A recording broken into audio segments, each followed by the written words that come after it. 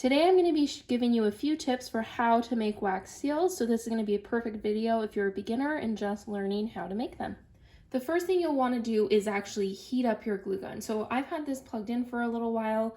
It's warm, it's ready to go now. So you're going to be wanting to do that. This is parchment paper, so you want to have this down or a silicone mat to pour your wax onto. So if I were doing, I have a few different examples here. So if I were doing this one, what I want to do is rest my glue gun on its stand and tilt all the way forward so it's almost touching the paper.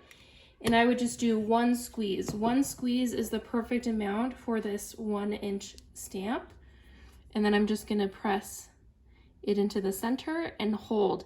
Right when you press it into the wax, it's going to be a little bit wiggly, so just make sure to hold it so that it doesn't, just make sure to hold it so that it doesn't wiggle around too much. For this size, this one is a little bit bigger. It's 1¼ inch. So I would do one squeeze and like a half. And the same thing, I'm going to try to center it, and I'm going to use quite a bit of pressure because I want all of the wax to get up into the impression of the stamp. So for pouring for an oval shape, I usually pour it like this. I'm just going to kind of go back and forth as I'm squeezing, and it will make kind of this oblong oval shape. And then I'm just going to press it in, hold, and then let go.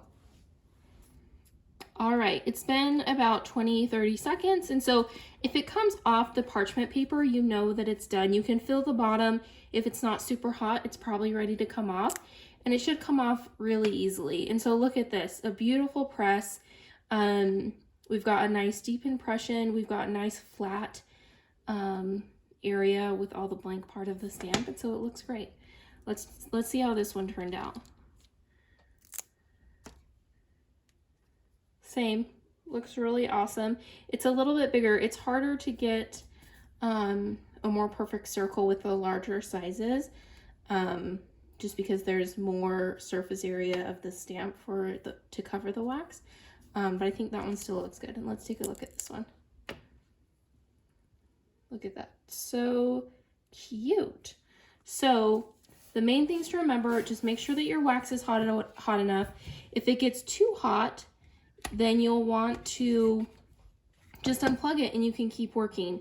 And you're going to place it right in the center, press down with some good pressure, hold it till it stabilizes, then let go, cool, and then it will be ready to use.